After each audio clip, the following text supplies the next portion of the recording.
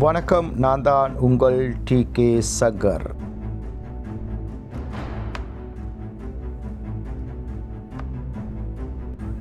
இப்போது மத்திய கிழக்கில் ஒரு மிகப்பெரிய சதுரங்க விளையாட்டுப் போட்டி நடக்கிறது.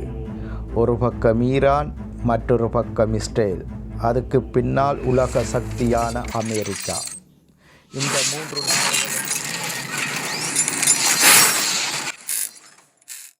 நின்றால் அது சாதாரண செய்தி அல்ல, உலகம் வியந்து பார்க்கும் மாபெரும் செய்தி. இரு நாடுகளுக்கு இடையில் ஈரான் இஸ்ரேல் எல்லையை பகிர்ந்து கொள்ளவில்லை. ஆனால் அரசியல் ரீதியாக இரண்டு நாடுகளும் கீரியும் பாம்பும் மாதிரி பெரிய எதிரிகள். ஈரானின் கீரி பார்வையில் இஸ்ரேல் இருக்கக்கூடாது என்ற கொள்கையுடன்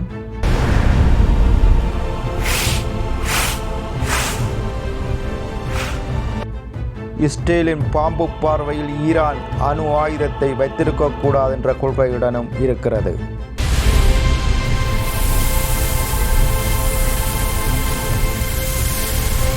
ஆனால் அமெரிக்காவின் கழுகு பார்வையில் ஈரானை பயமுறுத்தி தன்னுடைய கட்டுப்பாட்டில் வைத்திருக்க துடிக்கிறது.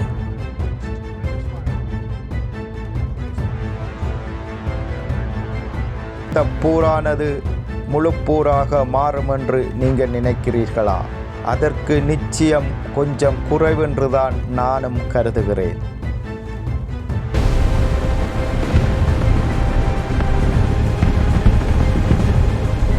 முப்பத்தாறு வருட காலம் யாருக்கும் அஞ்சாத மாபெரும் தலைவன் வீழ்த்தப்பட்ட பின்னர் அடுத்த தலைவர் யார்? ஈரானில் ஒரு மத அறிஞர் குழு அடுத்த உச்ச தலைவரை தேர்வு செய்யும்.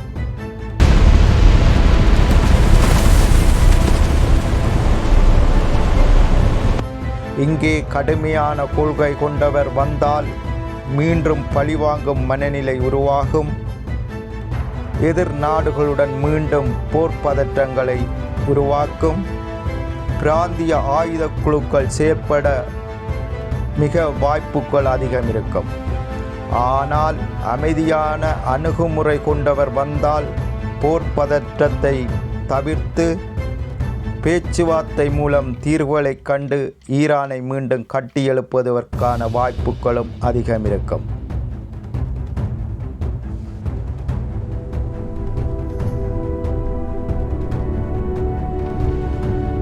தேர்வு செய்கிற தலைவர் எந்த கொள்கையுடன் வரப்போறார் என்றதுதான் பொறுத்திருந்து நாங்கள் பார்க்க வேண்டியிருக்கிறது. உலக வல்லரசு என்று தன்னை நிரூபிக்கும் அமெரிக்கா ஈரான் நாட்டின் தலைவர் மூச்சை நிறுத்திய பின் உலக நாடுகள் அனைத்துக்கும் ஒரு செய்தியை தெளிவாக கூறுகிறது.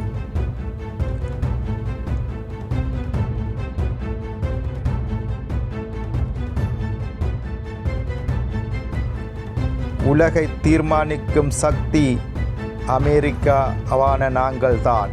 எங்கள் தீர்மானத்தை எதிர்ப்பவர்கள் அல்லது எங்களுடன் இணைந்து ஒத்தாசை வழங்காதவர்கள் அனைவருக்கும் இதே நிலைதான் என்பதை ஈரான் தலைவருடைய படுகொலைக்கு பின் நிரூபித்துள்ளது.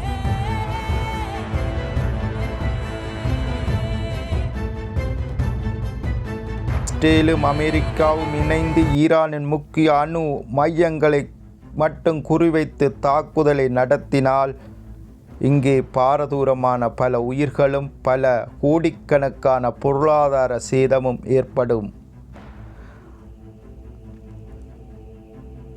மின்சார முடக்கம், வங்கி முடக்கம், இணைய முடக்கம், இராணுவ வீரர்கள், போக்குவரத்து என்று ஒரு நாடு மட்டும் முடங்காது. உலகில் உள்ள பல நாடுகள் முழுமையாக முடங்கும் என்ற காரணங்களால் இந்த போர் எப்படியாவது பேச்சுவார்த்தை மேடைக்கு அழைத்துச் செல்வதற்கு பல தலைவர்கள் முண்டியடித்து கொண்டு முனைப்பு காட்ட ஆரம்பிப்பார்கள்.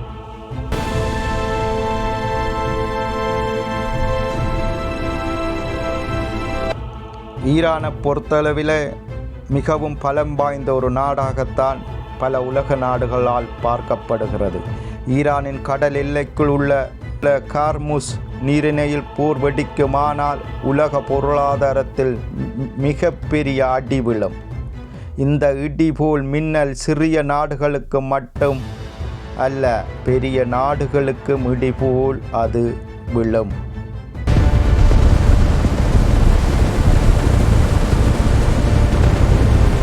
ஈரானிடம் மிகவும் பாரதூரமான நவீன ஆயுதங்கள் மற்றும் ராடர்கள், அணு ஆயுத பலத்துடன் இருக்கிறது.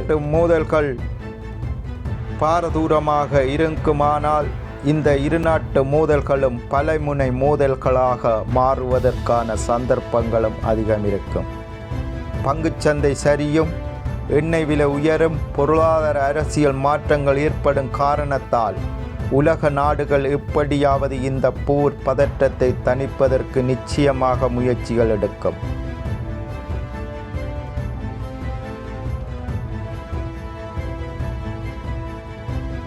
நினைக்கும் பெரிய நாடுகளை பொறுத்தவரை நிச்சயம் தங்களது பொருளாதாரத்தை காப்பாற்ற முயற்சி செய்யும். அணு ஆயுதம் இருக்கிற நாடுகள் நேரடியாக எப்படியாவது இந்த மோதலை தவிர்ப்பதற்காக முயற்சிப்பார்கள். ஆனால் இடைவிடாமல் இந்த பயமுறுத்தலுக்கான மோதல்கள் இடைக்கிடை இடம்பெற்று கொண்டுதான் இருக்கும்.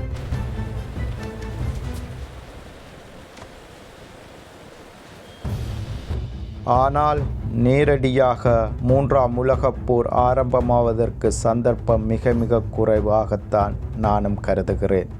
அப்படியொரு மூன்றாம் உலகப் போர் ஆரம்பமாகுமாக இருந்தால் பாரிய சேதங்களும் பாரிய பொருளாதார நஷ்டங்களும் பல உயிர் இழப்புகளும் ஏற்படுவதற்கான வாய்ப்புகள் இருக்கின்றது.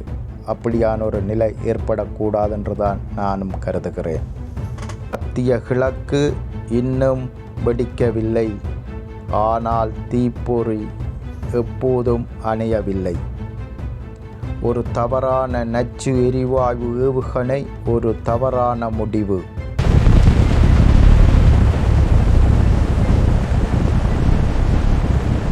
அது கட்டுப்பாட்டை தாண்டி போகாமல் தவிர்க்க பாருங்கள்.